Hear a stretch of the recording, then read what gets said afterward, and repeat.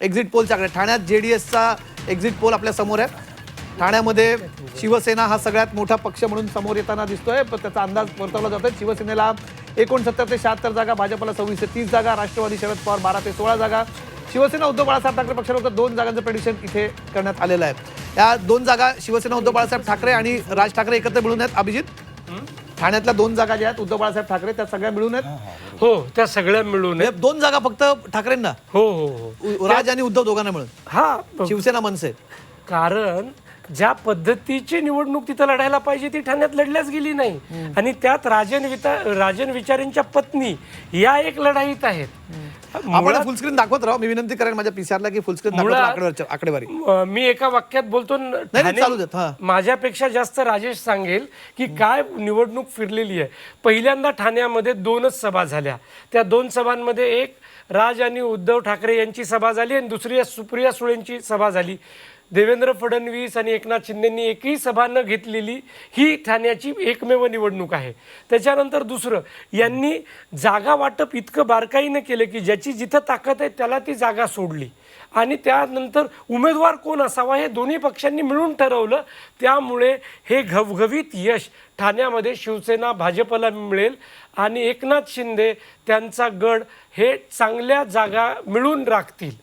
या सगळ्या जागा इतकं मोठं यश एकंदरीत आपण बघतोय. म्हणजे इतक्या जागा जर तिथे मिळत असेल, ठाण्याच्या एकूण जागा आहेत 131 आणि 131 पैकी जर शिंदेंना तिथे 69 ते 76 जागा मिळत आहेत. म्हणजे हे ऑलमोस्ट क्लीन स्वीप एक प्रकारचा आपण बघू शकतो त्यांचा तिथे. आणि ज्या प्रकारे याच्या पूर्वी मिळालेल्या याच्यापेक्षाही मोठं यश साधारणपणे दिसतंय. 2012ला शिवसेनेला 56 जागा होत्या, 2017ला 67 जागा होत्या. यावेळेस तिथे 69 ते 76 जागा आहेत. वेळेस लढतायत फक्त 84 जागा. त्यामुळे हा स्ट्राईक रेट हा खूप जोरदार तिथे अंदाज तुम्ही देता. तिथे भाजपला याच्या आधी 8 जागा होत्या 12ला, 17ला 23 जागा होत्या आणि आता त्यांना 26 ते 30 जागा मिळतात. वेळेस जर ते कंटेस्ट करतात 40 जागा. त्यामुळे फार मोठं यश आहे.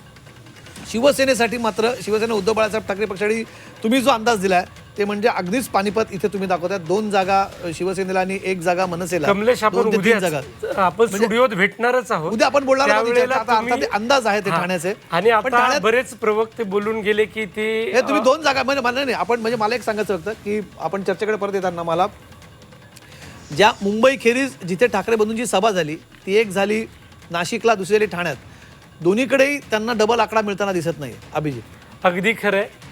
ज्या पद्धतीची निवडणूक या दोन्ही ठिकाणी लढल्या गेली त्यात ठाकरे बंधूंनी आपल्या पक्षाचे उमेदवार उभे केले, पण पक्षाची रणनीती नव्हती, पक्षाची तयारी नव्हती.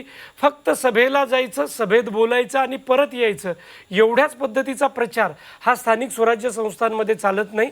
त्याच्यासाठी तुम्हाला उमेदवार निवडीपासून काम करावं लागतं, आपल्या समविचारी मित्रपक्षांना सोबत घेऊन काम करावं लागतं. तसं कुठलंही काम हे या 2 महानगरपालिकांमध्ये झालेलं दिसून येत नाही. त्याचा फटका त्यांना बसताना दिसून येतो. आणि सर्वात मोठा फटका हा या प्रभाग रचनेचा बसतो. प्रभाग रचनांमध्ये आपल्या इथं आता जे 1, 2, 3, 4 उमेदवार उभे करावे लागतात, तर यांच्याकडे त्या प्रभागात तितके तुल्यबळ उमेदवार कुठेच नाही आहेत. आणि ते सगळे सरासरी मिळून ते मतदान व्हावं लागतं. कारण तुम्हाला असं नाही होऊ शकत की जर समजा तुम्ही 4 उमेदवार आहेत, अ, ब, क, ड, तुम्ही ड तुम्हाला आवडला नाही म्हणून तुम्ही त्याला मतदान जर नाही केलं तर ते चालत नाहीये. बरं, दुसरं, तो जो उमेदवार असतो त्याला संपूर्ण सगळा अख्खा तो जो पूर्ण वॉर्ड आहे त्याच्यापर्यंत आपलं नियंत्रण सगळ्या व्यवस्थेचं ठेवावं लागतं. आणि तिथेच या पॅनेल सिस्टीममध्ये म्हणजे जो काय दम निघतो पॅनेल सिस्टीम मध्ये राजकीय पक्षांचा, तो तिथे निघतो. एकतर निवडणुकीसाठी उमेदवार मिळत नाहीत आणि मिळाले तर त्यांना सगळ्यांना 4ही लोकांना परफॉर्मन्स करावा लागतो. आपण म्हणजे याच्या पुढे मला कल्याण डोंबिवलीकडे यायचं, पण त्याच्या आधी मला संदीपजींकडनं प्रतिक्रिया घ्यायची. संदीपजी, ठाण्यात काय झालं? मुद्दा तुम्ही लक्षात घ्या. ठाण्यामध्ये एकनाथ शिंदे ज्यावेळेला एकनाथ शिंदेनी बंड केलं, जे काही केलं म्हणताल तुम्ही, त्याच्यानंतर ठाण्यावरती ज्या प्रमाणात शिवसेनेने लक्ष द्यायला पाहिजे म्हणजे उद्धव ठाकरेंनी ते मुळातच दिलं नाही. त्यांनी तेव्हापासून ठाणे ऑप्शनच टाकलं. राज ठाकरेंनी तरी मला वाटतं पहिल्यापासूनच टाकलं असावं. बरोबर आहे. हा एक भाग झाला. एकनाथ शिंदेंना स्ट्राईक रेट आज तुम्ही बघितला तर मुंबई, ठाणे, नाशिक जे शिवसेनेचे किंवा मनसेचे बालेकिल्ले राहिलेत त्या म्हणजे प्रामुख्याने शिवसेनेचे ह्या बालेकिल्ल्यांमध्येच त्यांना स्ट्राईक रेट जास्त मिळताना आता आपल्याला दिसतोय. ठाण्यामध्ये तुम्ही म्हणाल तर 4चा प्रभाग हा एक भाग झाला. शिवसेनेकडे आता सगळेच्या सगळे नगरसेवक हे 100% एकनाथ शिंदेंबरोबर राहिले. हा पहिला भाग घ्या. फुटीनंतर बंडानंतर जे काय म्हणाल त्याच्यानंतर. त्यामुळे मूळ शिवसेनेचे नगरसेवक हाताच्या बोटांमध्ये 1 किंवा 2-3 लोकच फक्त काय ते शिवसेनेमध्ये राहिले. हा एक भाग झाला. राहिलेल्या नवीन वर्गाला जी ताकद द्यायला पाहिजे होती पक्ष पातळीवरनं ती दिली गेली नाही. 4च्या प्रभागाचा फटका. मनसे जेमतेम 28 जागा लढल्या, त्यांच्याकडे उमेदवार मिळण्याची मारामारी होती. आता ह्याच्यामध्ये त्यांच्या जागा निवडून येणार कुठून मला सांगा.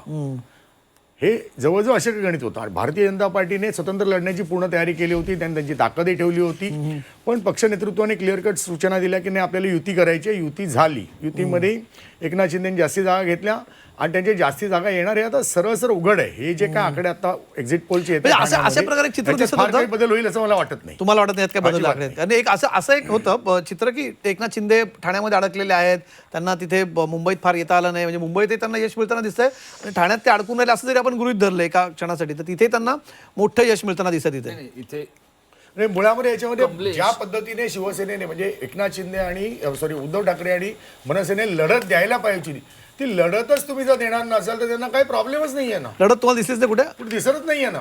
नाही, हा, कमलेश, एकदा इथे- राजेशचं घेतलं की आपण इथे- कल्याण नाही, डोंबिवलीच्या नाही, कडे इथे बघूया. इथे मी एकच गोष्ट सांगतो की एकनाथ शिंदेंनी ठाण्यामध्ये जे केलं, आता तुम्हाला एक उदाहरण बघा, तिथला माझा थोडासा बरा अभ्यास आहे त्यामुळे सांगतो. खूप चांगला अभ्यास एक आहे. मतदारसंघ आहे की ज्या मतदारसंघामध्ये तिथे असलेले देवराम भोईर हे ज्येष्ठ नगरसेवक आहेत. त्यांचा एक मुलगा आहे म्हणजे संजय भोईरच्या त्याच्यापेक्षाचा लहान भाऊ भूषण भोईर, त्याला विरोध केला कोणी? मीनाक्षी शिंदे यांनी.